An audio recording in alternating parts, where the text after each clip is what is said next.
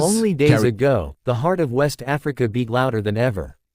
In a single breathtaking moment, Captain Ibrahim Traore rallied his people, planting 10 million trees across 2,500 villages. The desert wind that once carried only dust and despair, now whispers with the promise of life. And at the core of this green revolution, stand 10,000 women. Their hands rough from labor, their voices soft with prayers, sowing the seeds of a future they may never see, but one they believe in with every heartbeat. While Western nations still debate climate targets and carbon credits, Burkina Faso is acting.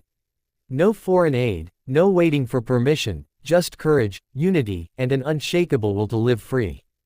These women are not just planting trees. They are planting freedom, dignity, and hope into the cracked soil of the Sahel. But how did Traore do it?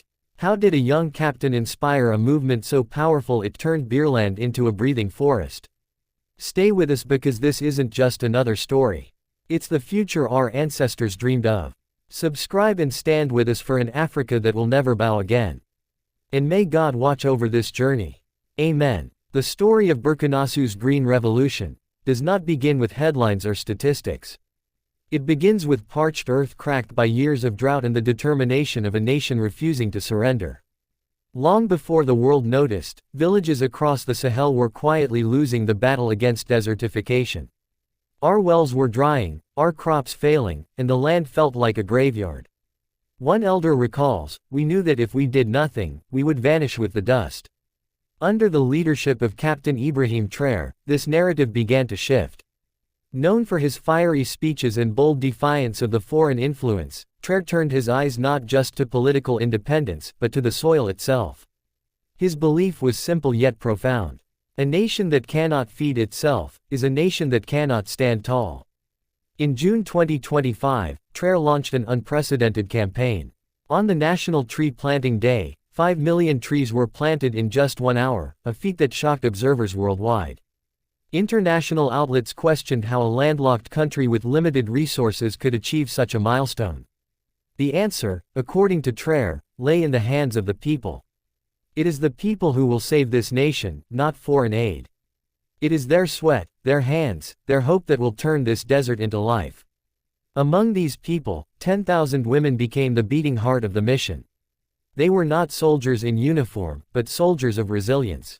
From dawn until dusk, they dug trenches, carried water, and planted seeds, often singing hymns as they worked under the scorching sun. These women were mothers, grandmothers, widows, each with her own story of hardship yet united in purpose. "When we plant, we are planting for our children," one woman explained. "When we carry water, we carry hope." The involvement of women was not accidental. Traore understood that in Burkina Faso's rural communities, women are the backbone of agriculture and the guardians of tradition. By empowering them, he was not only planting trees, but also planting the seeds of social transformation. He often said, "Give a woman a tool and she will build a village. Give her a forest and she will build a nation." The voices of these women tell a story that statistics never could.